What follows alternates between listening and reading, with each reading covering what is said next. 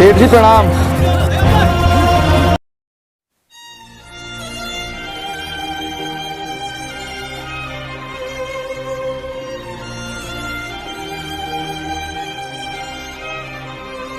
भाई इस भिखारी के लिए कुछ दो ना। भाग यहाँ से, कहाँ से आए थे भीख मांगने?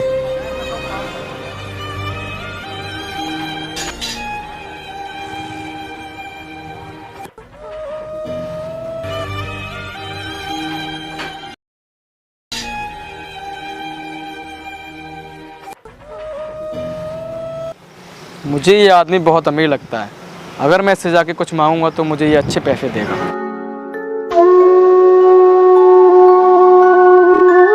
भाई कुछ दो ना। तो हमेशा मांगते ही हो, कभी किसी को कुछ देती भी हो? साहब मैं तो भिखारी हूँ, मैं तो लोगों से हमेशा भीख ही मांगता हूँ। मेरी इतनी औकात कहाँ है जो मैं किसी को कुछ दे सकूँ। जब तुम किसी को कुछ दे नहीं सकते तो मैं मांगने का भी कोई हक नहीं है। मैं एक व्यापारी हूँ, मैं सिर्फ लेन देन में ही विश्वास करता हूँ। अगर तुम्हारे पास कुछ देने को हो ना, उसके बदले में तुम्हें कुछ दे सकता हूँ। आज के बाद मुझसे मांगने की कोशिश मत करना, ठीक है? फिर मैं चलता हूँ।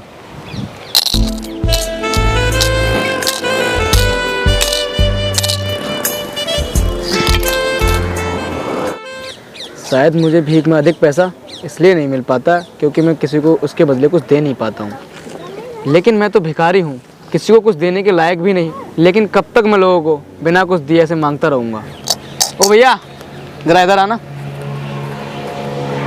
मेरी एक बात बताओ, मैं तो एक भिखारी हूँ। हाँ ठीक है, इसमें कहने वाली क्या बात है, तुम तो कि भिखारी हो। लेकिन एक सेठ ने मुझसे एक बात कही, उसका मुझे कोई उपाय नहीं मिल रहा। ऐसी क्या बात कही सेठ ने, मुझे भी तो बताओ। एक सेठ से मैंने भीख मांगी तो उसने मुझसे कहा मैं तुम्हें भीख तभी दूंगा जब तुम मुझे उसके बदले कुछ दोगे। भैया तुम ही बताओ, ये बात गलत है ना?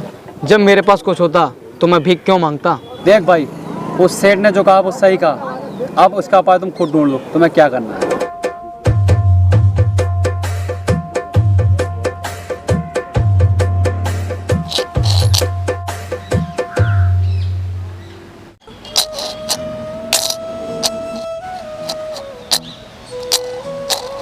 साहब कुछ खाने को दो ना। देख, खाने को तो हम तुझे दे देंगे, लेकिन हमारी एक शर्त है। क्या शर्त है आपकी? बताओ, मैं करने के लिए तैयार हूँ। तुझे हमारी गाड़ी साफ करनी ही पड़ेगी। चल कर।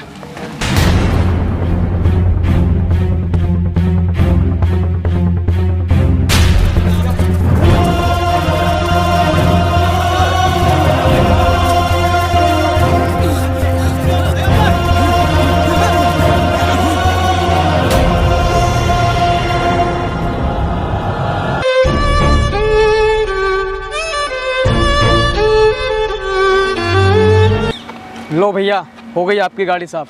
अब तो दे दो कुछ खाने को। कैसी बात करता है तू? तूने हमारी गाड़ी साफ की, हम क्यों ना देंगे तुझे खाने को? सौरभ, दे दो इन्हें खाने को।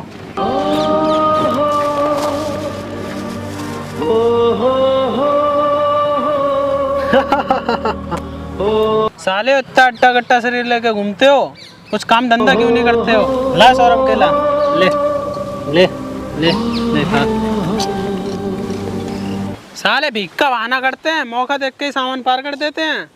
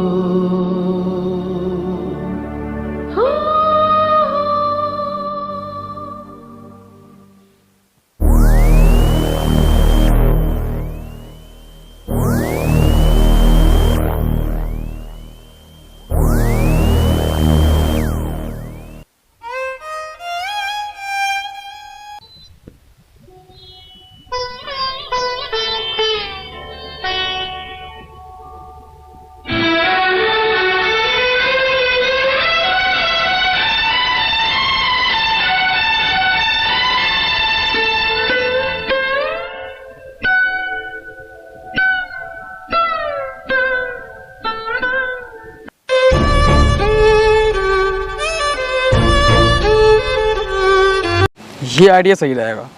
अब मैं जिससे भीख मांगा करूँगा उसे भीख के बदले एक फूल दे दिया करूँगा। भाई कुछ दो ना।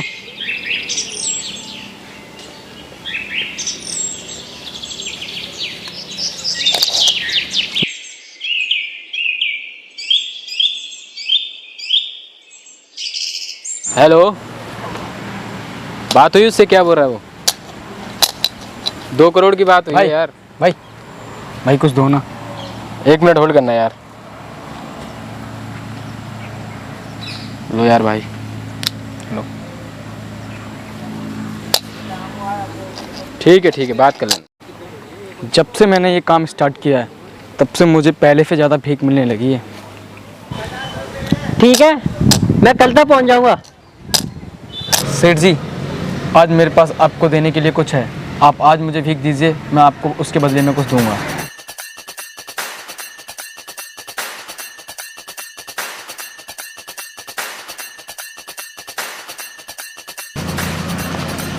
चल ले 200 रुपये, तो खुश रहे।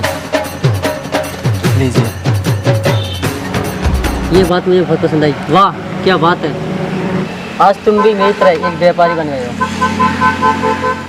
इसका मतलब मैं भी सेठ की तरह एक व्यापारी बन गया हूँ। इसका मतलब मेरी भी किस्मत चेंज हो सकती है। मैं एक भिखारी नहीं हूँ, मैं भी एक व्यापारी बन चुका हूँ। अब उस सेठ की तरह मैं भी एक बड़ा आदमी बन जाऊँगा।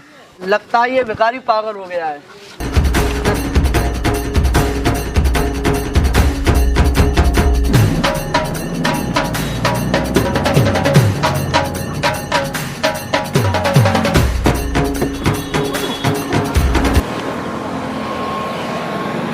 सेठ जी प्रणाम।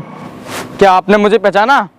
नहीं तो शायद हम लोग पहली बार मिल रहे हैं। सेठ जी आप याद करो, हम पहली बार नहीं बल्कि तीसरी बार मिल रहे हैं। तीसरी बार?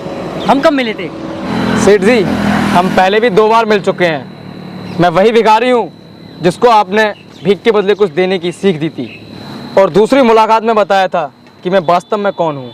नतीजा यह निकला कि मैं आज फूलों का बहुत बड़ा व्यापारी हूँ और इसी व्यापार के काम से मैं दूसरे शहर जा रहा हूँ। आपने मुझे पहली मुलाकात में प्रकृति का नियम बताया था, जिसके अनुसार हमें तभी कुछ मिलता है जब हम कुछ देते हैं। लेन देन का ये नियम वास्तव में काम करता है। मैंने ये बहुत अच्छी तरह से महसूस किया है, लेकिन मैं खुद को हमेशा बेकारी समझता रहा। इससे उठकर मैंने कभी कुछ सोचा ही नहीं। जब आपसे मेरी दूसरी मुलाकात हुई तब आपने मुझे बताया कि मैं एक व्यापारी बन चुका हूँ। अब मैं समझ चुका था, वास्तव में मैं एक भिखारी नहीं बल्कि व्यापारी बन चुका हूँ। सेठ जी आप कहाँ जा रहे हो? कहीं नहीं, मैं जरा सैसमान तो जा रहा था। चलिए मैं भी वहीं चल रहा हूँ, मैं भी आपको छोड़ देता हूँ। चलो।